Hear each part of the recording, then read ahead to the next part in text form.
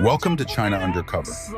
What was once not just a fruit, but a symbol of success and wealth, sat like a jewel deep inside the glass display cases of luxury department stores.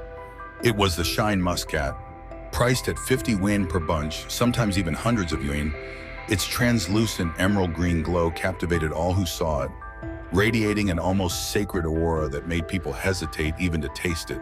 But that glory proved fragile and collapsed mercilessly.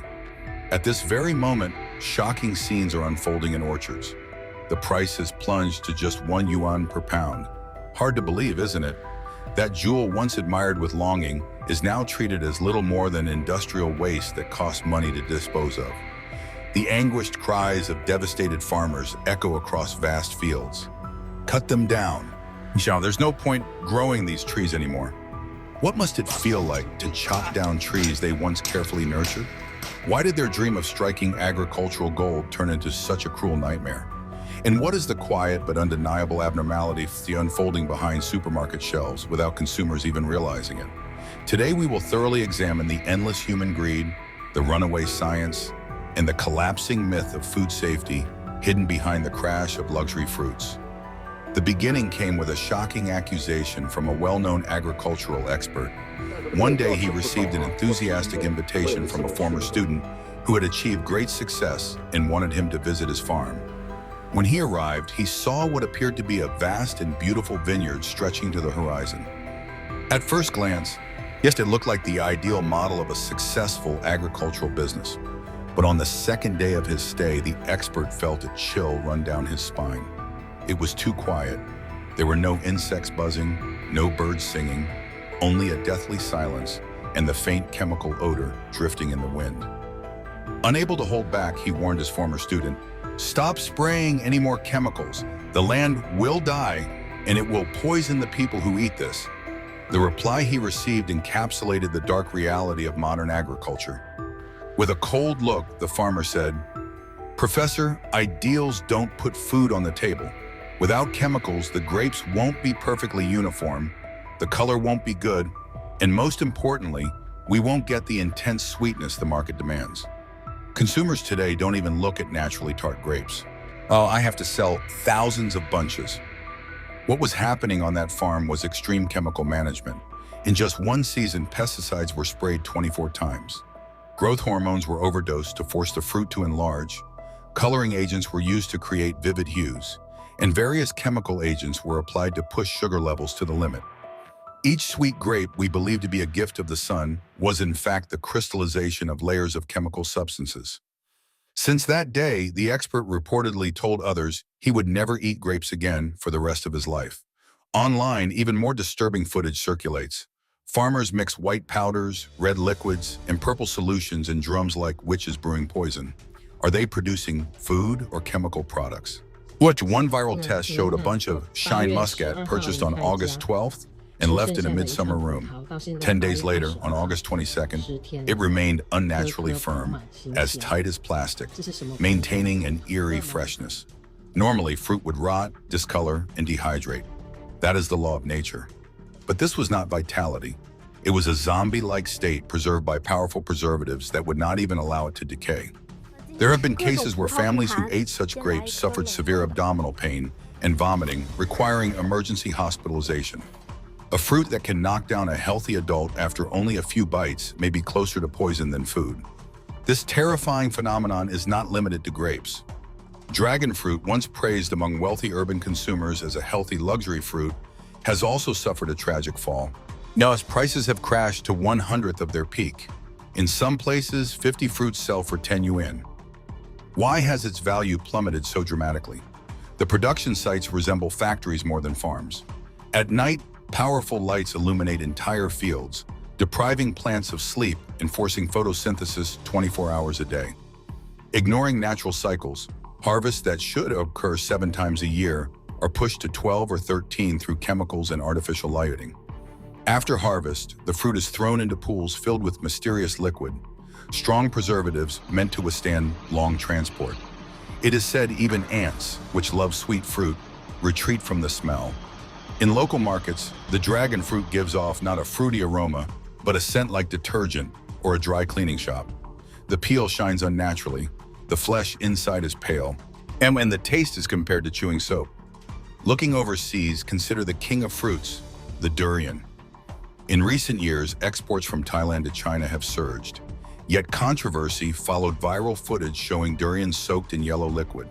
Authorities and major media quickly claimed it was turmeric water used for sterilization and harmless to humans.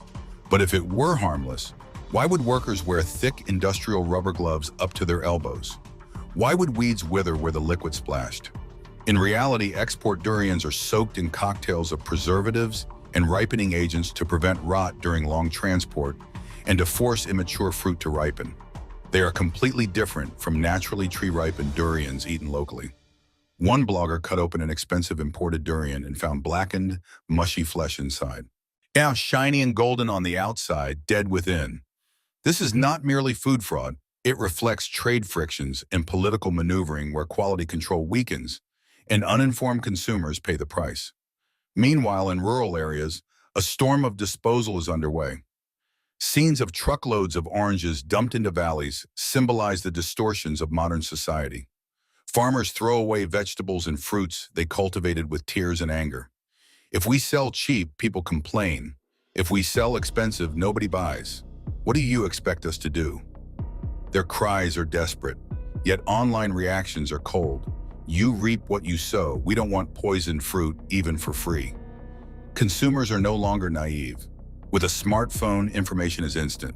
People have begun to feel instinctive fear toward unnaturally large, perfectly uniform fruit. But why are cancer rates rising? Why are allergies and unexplained illnesses spreading among children? Many are beginning to suspect that part of the answer lies on the daily dinner table. Famous regional specialties once celebrated worldwide, fruits with pure aromas that could only grow in their native soil, have quietly disappeared due to excessive hybridization and soil pollution from chemical fertilizers. The ancients understood that crops defy nature at a cost. Move them against the natural order, and they become something else entirely. Modern agriculture, driven by blind faith in technology, has twisted and broken that balance. As economic conditions tighten through 2025 and into 2026, ordinary families burdened by mortgages, car payments, and education costs increasingly see fruit not as a necessity, but as a luxury. Consumers demand cheap and safe products, yet the market offers either cheap and risky or safe and unaffordable. Farmers rely on technology to increase output and offset losses, unaware that this very strategy erodes consumer trust and accelerates price collapse in a vicious cycle. China's fruit industry once symbolized abundance and prosperity. But behind the glossy shine and perfect shape, a darker reality has quietly grown. In many orchards, excessive pesticides are sprayed repeatedly to guarantee flawless appearance and maximum yield. Some farmers, under relentless market pressure, turn to unregulated chemicals and toxic preservation agents to extend shelf life. The result is fruit that looks fresh for weeks, yet carries invisible risks. Residue levels can exceed safety standards, and long-term consumption raises concerns about chronic illness. What appears vibrant on the outside may conceal dangers that consumers never see. The problem goes beyond individual farms. Weak oversight, fragmented supply chains, and profit-first competition have created incentives to cut corners. Chemical ripening agents, artificial coloring, and heavy preservative treatments are sometimes used to speed up turnover and reduce losses. These shortcuts may protect short-term revenue, but they shift the health burden onto ordinary families. Repeated exposure to pesticide residues has been linked to respiratory issues, hormonal disruption, and weakened immune systems. Children and the elderly are especially vulnerable. When food safety becomes secondary to profit, trust in the entire system begins to erode. This is not about fear, it is about accountability. Consumers deserve transparency, strict enforcement of safety standards, and meaningful consequences for violations. Farmers deserve support to transition towards safer, sustainable practices instead of being trapped in a race to the bottom. If the shine of a single grape can mask systemic risk, then the real issue is deeper than fruit itself. Food should nourish, not silently harm, and until safety becomes non-negotiable, the question will remain: how much hidden cost are we truly paying for perfection? Next time you stand in the fruit aisle of a supermarket, look closely at the glossy, beautiful fruit on display. Is that shine a gift of nature or the crystallization of chemicals? Remember that behind the sweetness lies a reality far from sweet. The truth is often hidden just beneath a thin layer of skin. Thank you for watching until the end. If you found this video interesting, please like and subscribe. This was China Undercover. See you in the next video.